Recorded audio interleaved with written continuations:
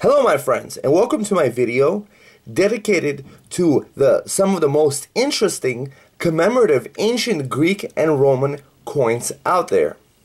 The coin that I'm holding in my hand is rather interesting, as it is in honor of Alexander the Great's fathers, whose name was Philip II, Olympic Games victory in a horse racing event. To this day, people are fascinated with horse racing and all the power and the beauty that the majesty of the horse has. So the story goes like this. Philip II was finally granted the admission to the Olympic Games and wound up actually winning the horse racing event. So even according to the historians, that he wound up stamping his victory on his coins in the style of a nude horseman riding a horse to the right. And you see Philip II's name.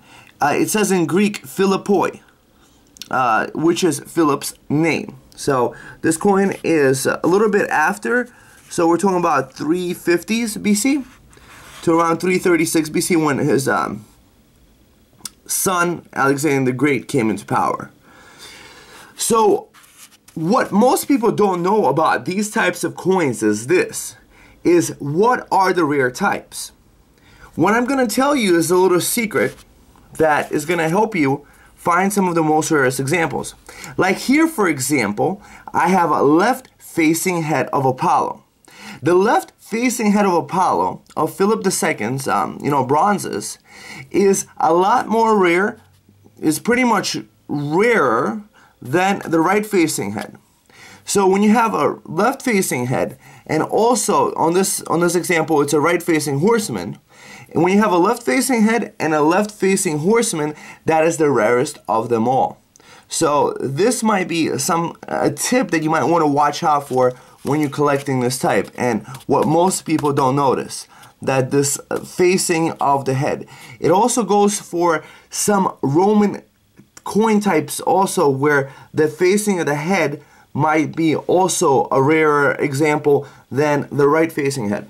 It depends on the emperor and the coin, obviously. So that's interesting to know. So we got Olympic Games here. Over here we have a coin of Augustus, which is historically significant, which commemorates his victory at Philippi over Brutus and Cassius, who fled Rome after assassinating Julius Caesar. And after having gained revenge on these, what are called tyrannicides, killers of tyrants, years later, he settled his troops at Philippi, and they minted a commemorative coin, which says Vic Avg, which is the victory of Augustus, which features the goddess Victory, which is almost the prototype of the winged angel holding the wreath and a palm. So the whole idea was, even though, the Republic, see, you have on the back also the legionary standards of the legions that, did win the victory. The power was in the hands of one man alone, Augustus, after this point. And this type is very historically significant to own in regards to that. So, because of its interconnection, the interplay of the first Roman emperor, the victory over Brutus and Cassius, the military, might of the Roman Empire, featured by the standards, the victory, the beautiful, design. It's a very interesting commemorative type of Augustus to own. Also, Augustus made a lot of other different commemorative types. I'm just going into some of the few most interesting too. There are also other interesting ones also that I may want to recommend later. So next, what we're going to move on to is the founding of a brand new city called Viminacium. Viminacium. And what it does, it actually features the goddess, the city personified. You see, the Romans and the Greeks, what they would do is actually personify the city on the coin, See, this is Viminacium, or the province actually, standing there between the bull and the lion. The bull and the lion were both symbols of two different legions stationed in the area. So what's interesting about the Viminacium coins is that they feature the symbols of the legions, and they're of several different emperors. Like, for example, the city was founded under Gordian I, and this one is from the year 1 of its founding. So we're talking about 238 AD. This coin was issued under Gordian III, who was emperor from 238 to 244. And this is a later, from 244 to 49, a larger type, and it also features the bull and the lion.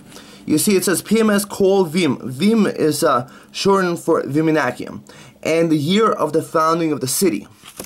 There is also a concurrent issue, which is of Dacia, D-A-C-I-A, that you might want to search also, that has similar types, where it also shows the province of Moesia with the two legions that were stationed there and their symbol animals featured on it. So this is another interesting type.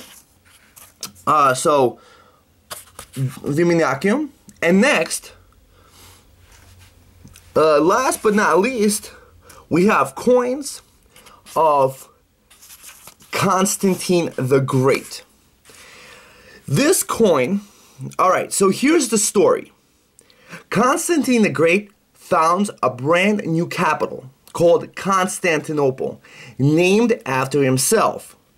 Right now, it's, the capital of Turkey, and it's called Istanbul now. But Constantinople was its name for over 1,000 years, until the Ottoman Turks took it over. So during the time, he did not want to alienate the people of the Roman Empire, so he issued a concurrent series of coins, one commemorating the capital of Rome, with its founders Romulus and Remus being suckled by the she-wolf. The story goes was that Romulus and Remus were found by a she-wolf when their basket was pushed downriver, and they were able to survive because a she-wolf found them, and they wound up actually getting milk from this she-wolf, and it's been a prominent symbol of Rome to this day. So this is a very popular type. And on the front is the personification of the city of Rome, Urbs Roma, like urban Roma. You see, with a helmeted head. The Romans, they copied the motifs of the ancient Greeks. Like, for example, Athens had Athena. Rome had Roma. So it was almost like if you pictured Athena, but their version for Roma. So the personification of her. So this one has the she-wolf and the twins. Next, right, we have the current coin, which features on the front, instead of Roma, Constantinopolis, the personification of Constantinople. See, also wearing a helmet, a little scepter behind. And on the back is a victory taking a boat with a shield to the left. So, what's interesting about this series is that it's both of a very important, prominent first Christian Roman emperor. It celebrates the city of Rome, and it also celebrates the wondrous city of Constantinople. So, after that point, Constantinople wound up actually moving a lot of beautiful artworks to that city, and what you had for the Roman Empire was two capitals, one at Rome and one at Constantinople. And with Constantine doing a fantastic job commemorating and honoring both cities on his coinage series.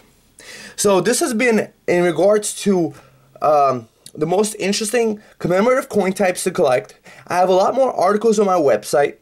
My name is Ilya Zlobin. Subscribe to this YouTube channel, and I'll be glad to see you soon.